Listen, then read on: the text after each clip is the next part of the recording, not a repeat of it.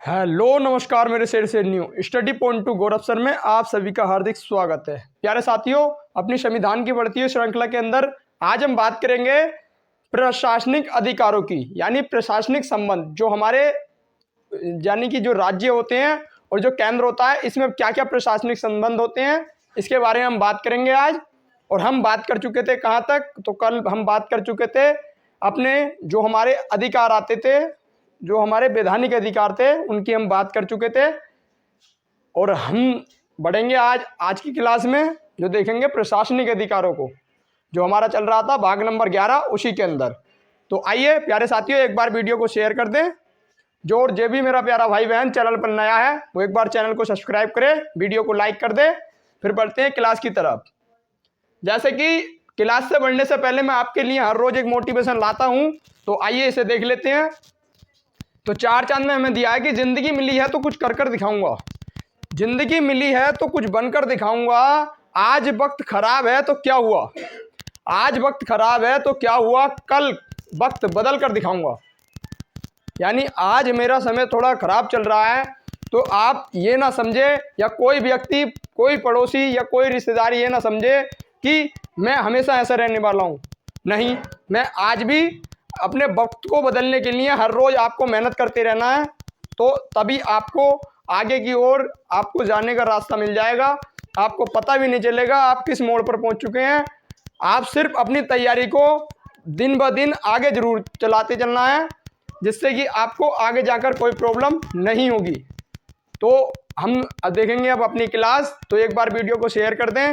और मैं फिर बता देता हूं कि जो भी मेरा प्यारा भाई बहन चैनल पर नया है वो चैनल को सब्सक्राइब कर दे और वीडियो को लाइक करे।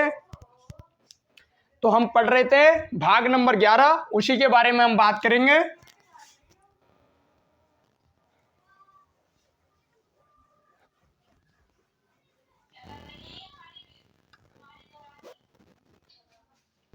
तो आता है हमारे पास भाग नंबर 11 की हम बात कर रहे हैं।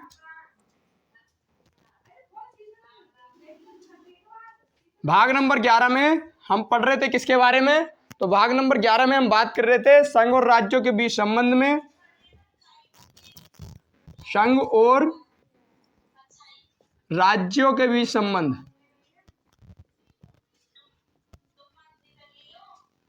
संघ और राज्यों के बीच संबंध, इनकी हम बात कर रहे थे। और हम बात कर चुके थे कहाँ तक, तो हमने इसे 3 फेजों में बांटा था, जिसमें से हम पहले फेज की हम बात कर चुके थे, जिसे कहते हैं वैधानिक अधिकार।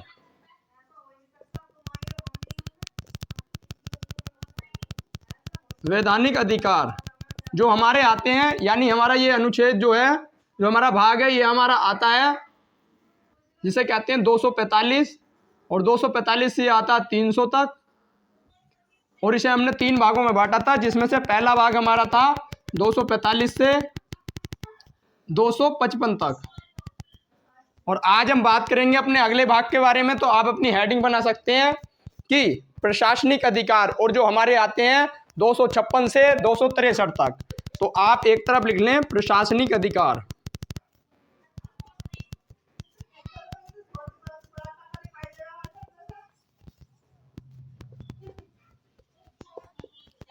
प्रशासनिक अधिकार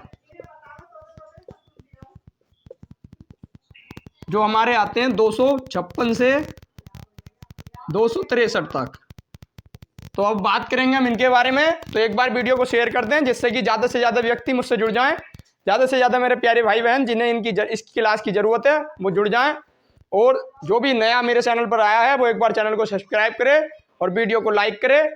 आइए, हमारा अनुच्छेद आता है जिसे हम कहते हैं 256, और 256 हमारा कहता है कि संघ और राज्यों के बीच जो भी काम होगा, यानी संघ और राज्यों के बीच जो भी काम होगा, उसमें जो संघ है वो राज्यों के बीच कोई भी दबाव नहीं बना सकता है, वो अपने काम के लिए स्वतंत्र है। यानी राज्य जो है वो अपने काम के लिए स्वतंत्र है, संघ कोई भी उस पर दबाव नहीं बना सकता।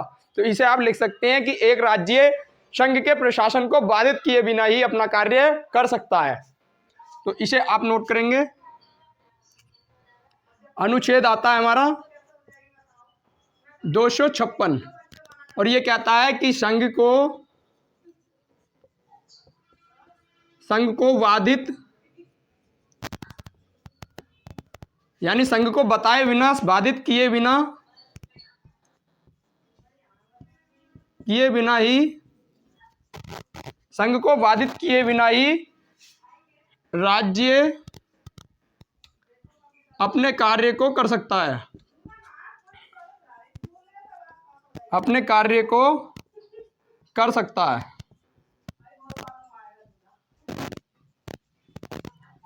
इसका आप ध्यान रखेंगे। अनुच्छेद नंबर 256 क्या कहता है कि अगर राज्य कोई कार्य कर रहा है तो उसमें कोई भी अगर कोई गलत काम कर रहा है तब तो केंद्र उस पर दबाव बनाता है, लेकिन ऐसे कोई भी किसी काम के अंदर हस्तक्षेप नहीं कर सकता। कौन? संघ। यानी बिगड़ संघ को बताए भी राज्य कार्य कर सकता है, क्योंकि राज्य के अंदर भी वही शक्तियां होती हैं जो एक केंद्र के पास होती हैं। वहां पर सिर्फ फर्क इतना है कि वहां पर राष्ट्रपति शासन होता है और यहाँ पर राज्यपाल शासन होता है।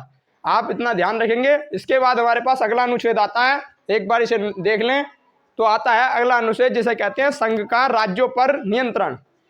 यानी जो संघ है, यानी जो केंद्र है हमारे पास, जिसमें हमारा संसद होती है, तो ये जो होती है ये राज्यों पर नियंत्रण बना सकते हैं। यानी राज्यों के बारे में जो भी कार्य इनसे हो सकते हैं वह ये कर सकते हैं। आप सिर्फ इतना बताएं कि संघ पर राज्यों का नियंत्रण, संघ का राज्यों पर नियंत्रण ये कहाँ के संविधान से हमने ग्रहण किया है, आप एक बार बताएंगे। फिर इसे देख लेते हैं हम। अनुच्छेद नंबर 257। अनुच्छेद नंबर 257 कहता है कि संघ का राज्यों पर नियंत्रण,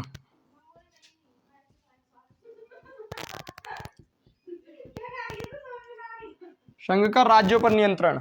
और ये हमारे कहाँ के संविधान से लिया गया, तो मैं बता देता हूँ, ये लिया गया है कनाडा के संविधान से। आप एक बार इसे बताएंगे, उसके बाद हम देखते हैं अपने अगले अनुच्छेद को। और जो हमारा आता है 258, तो एक बार इसे नोट करें, फिर बढ़ते हैं अपनी अगली क्लास की तरफ।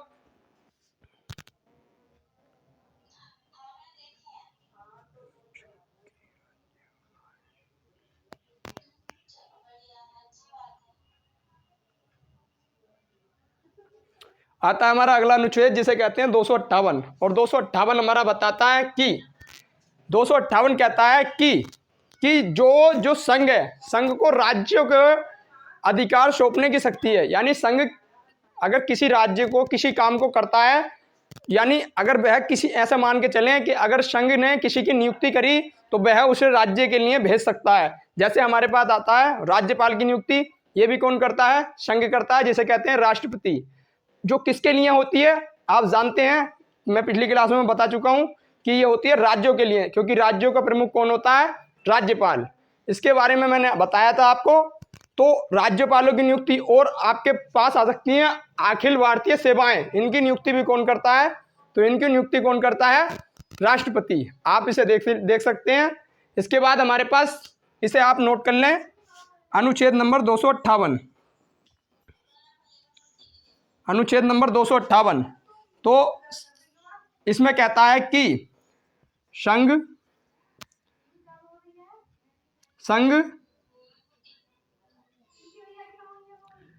किसी को भी नियुक्त करके उसके कार्य राज्यों को सौंप सकता है।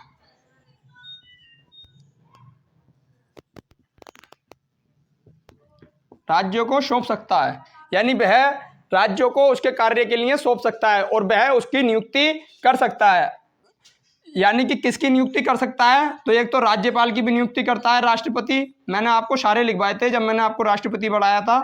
तो और इसके बाद अखिल भारतीय सेवा, जैसे IAS होता है, इंडियन एडमिनिस्ट्रेटिव सर्विस, जिसे एक होता है हमारा IPS इंडियन पुलिस सर्विस। इसके बाद हमारे पास तीसरा आता है जिसे कहते हैं IFS, यानी इंडियन फॉरेन सर्विस, यानी विदेश में जो काम करते हैं उनके लिए, और इंडियन फॉरेस्ट सर्विस। आप इन्हें देख लें, एक बार इसे नोट कर लें, उसके बाद हम अपने अगले अनुच्छेदों की तरफ बढ़ेंगे। जो हमारे अगले अनुच्छेद आते हैं, एक बार नोट करें।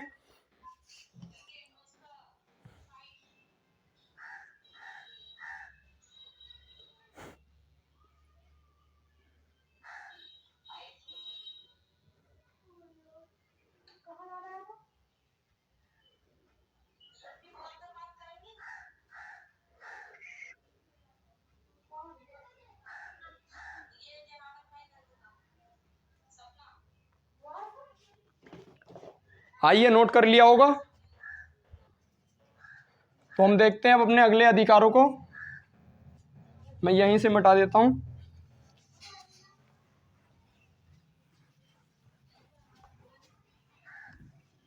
तो हमारा अगला अनुच्छेद कहता है, अनुच्छेद नंबर 259। 259 हमारा कहता है कि राज्यों के अधिकार है कि वह सशस्त्र बलों की नियुक्ति कर सकता है। यानी सशस्त्र बल जो होते हैं हमारे, जो मुख्य परीक्षाएं, मुख्य सेवाएं होती हैं, इनकी नियुक्ति कर सकता है। तो मैं आपको बता दूं कि ये वाला जो अनुच्छेद है ये हमारे संविधान से समाप्त हो चुका है। यानी मैं आपको लिखवा देता हूं, अनुच्छेद नंबर 259। अनुच्छेद नंबर 259। अनुच्छेद नंबर 259 क्या, ये इसमें क्या है कि राज्य चाहें तो वह सशस्त्र बलों की नियुक्ति कर सकता है।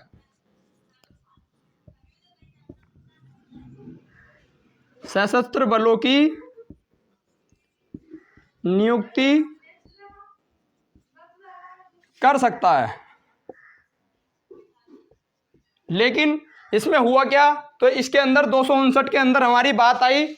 इसके अंदर हमें बताया कि सशस्त्र बलों की नियुक्ति तो कर सकता है, लेकिन राज्य नहीं। इस पर कानून कौन बनाता है, तो संसद बनाती है। और अधिकार किसको है, राष्ट्रपति को। यह समाप्त कर दिया, यानी इस अनुच्छेद को वैल्यू नहीं दी। और ये हमारा हुआ, जिसे हम कहते हैं 7वां कॉन्स्टिट्यूशन अमेंडमेंट एक्ट, जो हुआ हमारा 1956 में। 1956 में इससे क्या हुआ, तो इसे निरस्त कर दिया गया कि नहीं, ये अधिकार राज्यों को नहीं दिया जाएगा। ये किसे दिया जाएगा, केंद्र को ये अधिकार दिया गया है। राज्यों के लिए इस बात को समाप्ति कर दिया। इसके बाद हमारे पास अगले अनुच्छेद की हम बात करेंगे। और अगले अनुच्छेद को समझने से पहले आप इसे नोट कर सकते हैं। अगला अनुच्छेद हमारा बताता है कि हमारी जो भारत सरकार है, भारत सरकार किसी भी विदेश या किसी भी जो हमारे राज्य से संबंधित ना हो, यानी हमारे भारत से संबंधित ना हो, उसके साथ कानून बना सकती है, उसके साथ विधेयक पेश कर सकती है। यह अधिकार किसका है, भारत सरकार का। तो अगला अनुच्छेद हमारा इसीलिए कहता है, अनुच्छेद नंबर 260। और अनुच्छेद नंबर 260 कहता है कि भारत सरकार को अधिकार है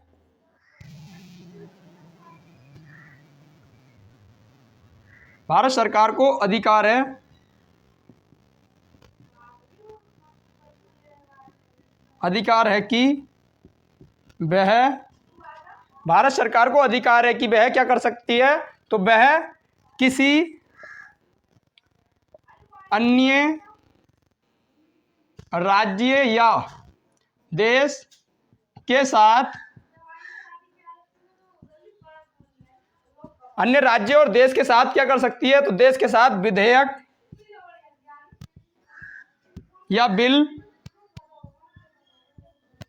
बिल बात वही है, या कोई भी और कार्य है, तो उसके साथ वह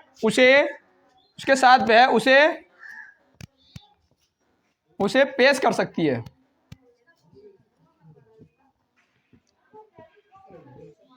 लेकिन यह अधिकार किसे सिर्फ है, तो भारत सरकार को, ना को राज्य को दिया गया है। सिर्फ केंद्र के पास अधिकार है। यानी यहाँ पर क्या क्या चीज़ है, तो केंद्र एक प्रमुख है। इसके बारे में मैंने आपको बता दिया। इसके बाद हम अपने अगले अनुच्छेदों की तरफ बढ़ेंगे। तो एक बार नोट कर लें इसे। आगे के जो हमारे 3 अनुच्छेद आते हैं इसमें, वो इतने इंपॉर्टेंट नहीं है, तो मैं उन्हें नहीं करा रहा हूँ। और आप अगर कमेंट करेंगे तो मैं उन्हें आपको एक साइट से बता दूंगा। यानी आप कमेंट में बता देना, मैं आपको कमेंट में बता दूंगा उन्हें। आप अगर चाहते हैं तो मैं उन्हें बता दूंगा, लेकिन वो इतने इंपॉर्टेंट है नहीं, तो टाइम भी खराब करना सही बात नहीं है। तो हम अपने अगले अनुच्छेदों को देख लेंगे अब। तो अगला अनुच्छेद हमारा अगले भाग के अंदर आएगा। यानी इसके अंदर हमारे सिर्फ 2 चीजें थी, एक था वैधानिक अधिकार और एक थे एक थे वैधानिक अधिकार, एक थे प्रशासनिक अधिकार, जो हमारे आते हैं 245 से 263 तक। इनके बारे में हमने देख लिया। अब आते हैं हमारे वित्तीय अधिकार, जो हमारे अगले भाग के अंदर आएंगे। तो आप अपनी अलग हेडिंग बना लें अब।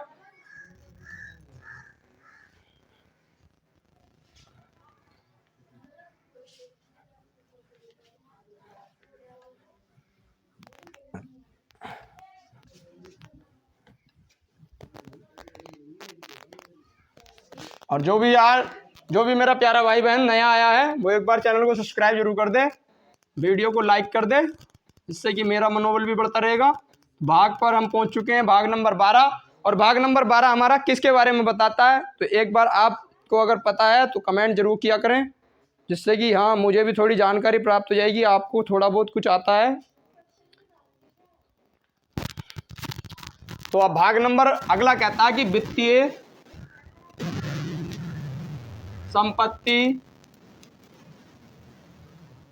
संपत्ति और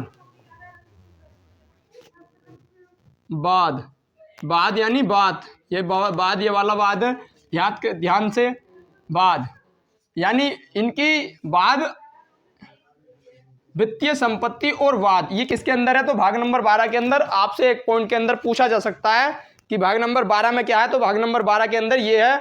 इसमें क्या क्या है, तो इसके अंदर क्या क्या है, तो इसके अंदर आपको मैं एक ही अनुच्छेद लिखवाऊंगा जो सबसे महत्वपूर्ण अनुच्छेद होता है।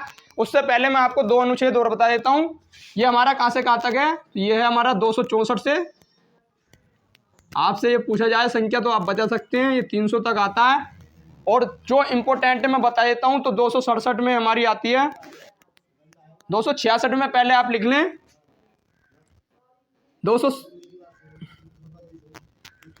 267 में आती है, जो हमारी आती है संचित निधि।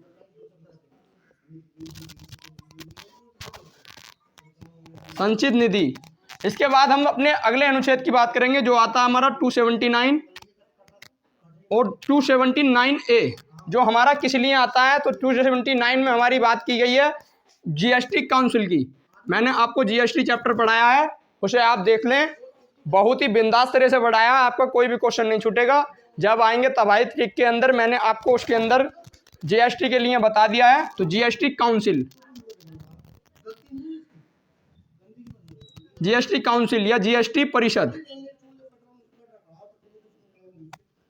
परिषद, ये हमारा आता है। और इसके बाद हम बात करेंगे एक बड़े अनुच्छेद की, जो हमारा आता है अनुच्छेद नंबर 280। तो आइए अब इसके बारे में हम देख लेते हैं। आइए एक बार जिसको देखना है वो एक बार नोट कर ले, और उसके बाद हम बढ़ते हैं अपने आगे के पॉइंट की तरफ। तो आइए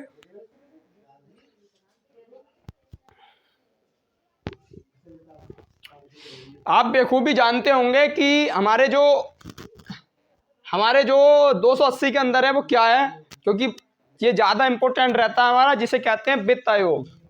वित्त आयोग, आप मुझे कमेंट करके बताएं कि हमारे वित्त मंत्री वर्तमान में कौन है। वित्त आयोग,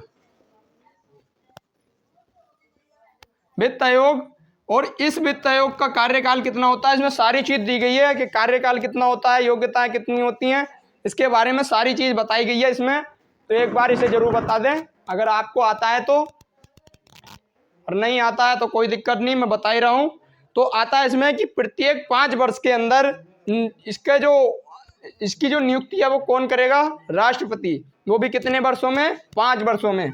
तो इसकी ये अपने आप में इसका कोई वोट नहीं डाले जाते हैं, इसकी नियुक्ति होती है, और इसकी नियुक्ति करता है राष्ट्रपति। और ये कितने वर्षों में, तो हर 5 वर्षों में नियुक्त होता है, यानी 5 वर्ष का इसका कार्यकाल होता है। और कौन करता है नियुक्त, राष्ट्रपति। इसके बाद हमारे पास अगली चीज आती है इसी के अंदर, कि इसके अंदर क्या क्या होता है। तो इसके अंदर क्या क्या होता है, तो इसके अंदर एक तो अध्यक्ष होता है और 4 अन्य उप अध्यक्ष होते हैं, यानी छोटे उनसे सदस्य होते हैं। तो एक तो होगा अध्यक्ष, एक अध्यक्ष होगा, और 4 क्या होंगे, 4 अन्य। 4 अन्य होते हैं। इसमें टोटल 5 सदस्य होते हैं। 5 सदस्यों की काउंसिल द्वारा वित्त आयोग बनाया जाता है। इसके बाद आपसे पूछा जा सकता है कि मैंने आपको कार्यकाल के बारे में बता दिया है, और एक चीज़ आप और नोट कर लें कि 5 वर्ष या 65 वर्ष, आप इसे ध्यान रखेंगे, 5 वर्ष हो या 65 वर्ष हो, जो पहले होएगा वही मान्य होगा। इसके बाद हमारी योग्यताओं के अंदर आ जाता है। इसकी योग्यताएं कौन कौन सी होती हैं? तो योग्यताओं के अंदर हमारी पहली होगी जो भारत का नागरिक हो, क्योंकि किसी विदेश के लिए हमारे संविधान में कोई जगह नहीं दी गई है। तो हमारी योग्यताओं के अंदर पहला तो यही आता है, ये सब जानती हैं। और इम्पोर्टेंट के लिए मैं आपको बता दूं कि इसके पास जो योग्यता होनी चाहिए वो कौन सी होनी चाहिए? CAG यानी CAG, controller and auditor general, जिसे हम कहते हैं नियंत्रक एवं महालेखा परीक्षक, जो हमारा आता है अनुच्छेद नंबर 148 में, मैं बात कर चुका हूं। तो CAG योग्यताओं में आप लिख लें योग्यताएं, और इसमें आता है CAG बनने की योग्यता। CAG बनने की योग्यता होनी चाहिए। और उसके पास दूसरी योग्यता हमारे पास होनी चाहिए, जिसे हम कहते हैं कि वह व्यक्ति जो प्रशासन का अच्छा ज्ञान रखता हो, यानी वह व्यक्ति जो वित्त का अच्छा ज्ञान रखता हो, वह व्यक्ति क्या हो सकता है? तो वह व्यक्ति भी नियुक्त हो सकता है। और इसके बाद अगली आती है कि वह व्यक्ति जो अर्थशास्त्र का भी अच्छा ज्ञान रखता है, उसे भी वह राष्ट्रपति नियुक्त कर लेता है। तो अर्थशास्त्र का अच्छा ज्ञान हो,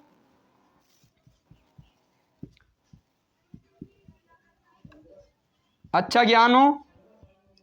इसके बाद हमारे पास आता है जिसे कहते हैं, जिसे हम अगली चीज बताते हैं इसी के बारे में, कि जो मैंने आपको अभी अभी समझाया कि वित्त का अच्छा ज्ञान होना चाहिए, वित्त का अच्छा ज्ञान हो, वित्त का अच्छा ज्ञान होना चाहिए और इसका ज्ञान होना चाहिए, ये हमारी योग्यताओं के अंदर आएगा। इसके बाद हमारा जो होता है कि कार्य क्या होता है और नियुक्ति कैसी होती है। तो इसके कार्य होते हैं, इसका कार्य होता है संघ और राज्यों के बीच जो हमारा धन होता है उसका बंटवारा करना। संघ और राज्यों के बीच धन का बंटवारा करना, ये किसका कार्य है? तो किसका कार्य है हमारा? तो हमारा कार्य है इसका ही। तो संघ और राज्यों के बीच धन का बंटवारा, यहां लिख लें अलग, संघ और राज्यों के बीच धन का बंटवारा।